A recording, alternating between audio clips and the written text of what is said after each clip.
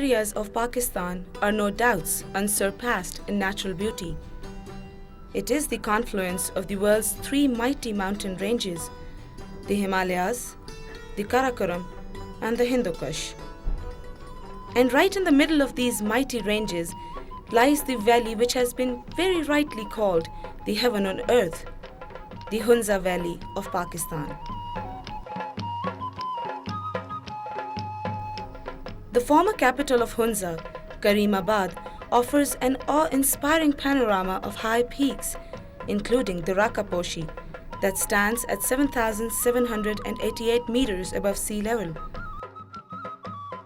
The visitors to Hunza are overwhelmed by the rugged charm, the fragrant breeze singing through graceful poplar trees, and the velvet-like green carpet of wheat fields set against the background of snow-covered mountains. Water plays a pivotal role in the lives of Hunza people and is milked from the numerous glaciers to gardens and fields through an endless labyrinth of channels.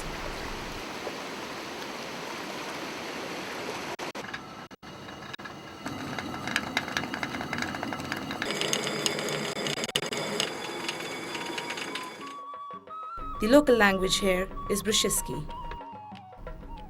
Hunza and Nagar, the traditional rival states in the history of this area, were situated on the opposite sides of the Hunza River. The rulers of these two states built various strongholds like the Baltit and the Baltit Forts to express their power and to safeguard their empires.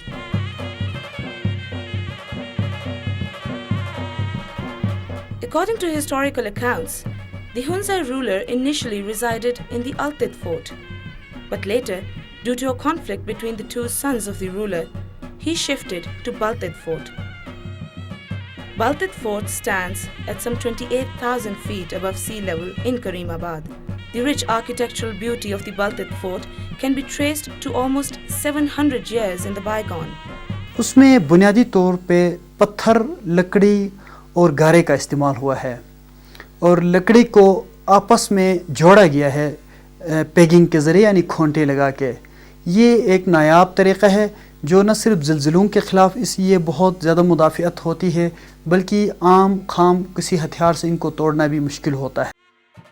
Nestled high up in the mountains and surrounded by unrivaled vistas of rugged terrain stands this old monument, which has been witnessed as a relation to the socio-cultural history of a resilient people and also to a memorable feature of modern-day conservation. According to the legend, the Mir of Hunza married the princess of Baltistan in the 15th century.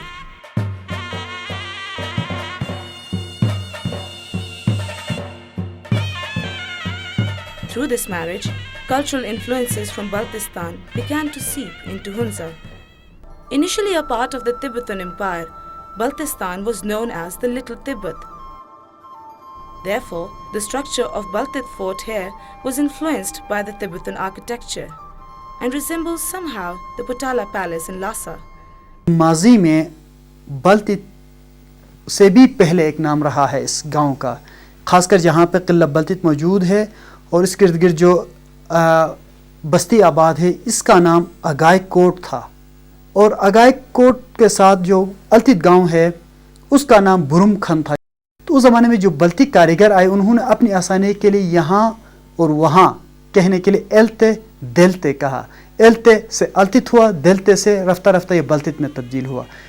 Afterwards, additions, renovations and changes to the building have been made throughout the centuries by the long line of rulers of Hunza that followed. During their reign, they made several major alterations to the fort.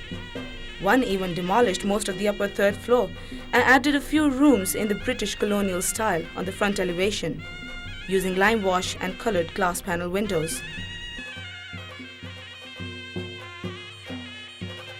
Baltit Fort continued to be the seat of power in Hunza and remained inhabited until 1945, when the last ruler of Hunza moved into a new palace, leaving the fort unoccupied for the first time in its history. With no proper authority entrusted to care for the fort, it was exposed to the ravages of time, and over the years, its structure weakened and began to decay. By 1986, it was falling into ruins, and it was then that it captured the interest of conservationists. In 1989, the Aga Khan Trust for Culture launched its restoration work on the fort. An international team of conservationists was formed. The idea was not only to restore the building itself, but also to make it a living center of culture and heritage from all across the Hunza Valley. Surrounded by high defensive walls, the fort is a conglomeration of one-room dwellings with a central roof opening, which is still in use today. Baltit Fort is a 3-story structure with 53 rooms. The main gate opens into a dark corridor. There are guest rooms, kitchens, storerooms, living rooms, and prisons attached to this corridor. A wooden staircase goes up through a square opening in the floor above. Many of the wood carvings, especially in the older rooms, exhibit a high standard of craftsmanship. Some carvings catch the eye immediately, conjuring up images from a magnificent past, while others are visible on closer inspection. The preservation of different architectural styles of the epoch's past was the primary objective of the restoration work. The sections of the building, whose historical significance was explicit, were furnished as far as possible with artifacts which most closely relate to the passing time over this building. Rooms with no historical significance have been transformed into exhibition rooms or support facilities such as the library, the kitchen, and the projection room, where slides and videos can be shown to the visiting eyes.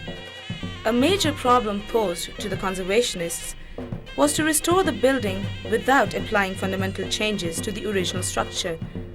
In the absence of viable traditional alternatives, in some way, modern techniques had to be used to improve structural stability. One of the basic principles in all of the restoration work was that traditional techniques and material from the immediate vicinity should be used wherever possible.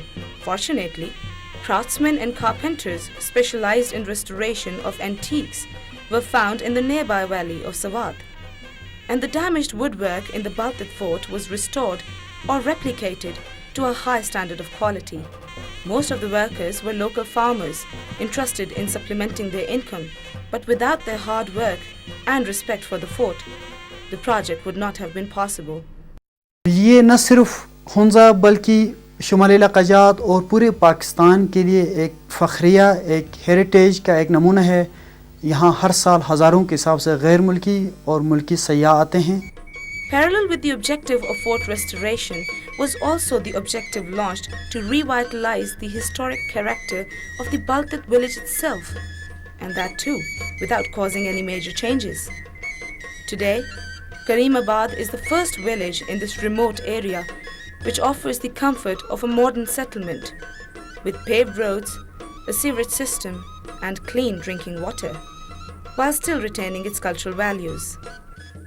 Culturally and environmentally compatible small enterprises are being promoted, which provide its visitors souvenirs to take home, like woolen rugs, hand-knotted vegetable dyed carpets, silver jewelry, and some other gift items.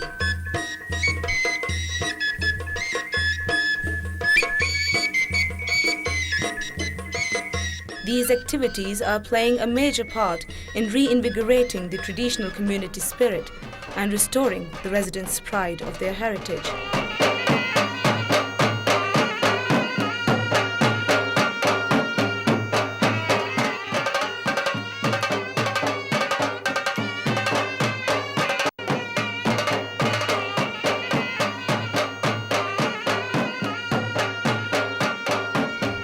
Tourism and satellite TV have not yet managed to push the traditional culture in the background. It is understood that only watchful development can ensure the preservation of a valuable heritage for both the inhabitants and the visitors to this area for generations to come. Hunza Valley presents clear proof that a careful balance can be maintained in reconciling modernity and tradition.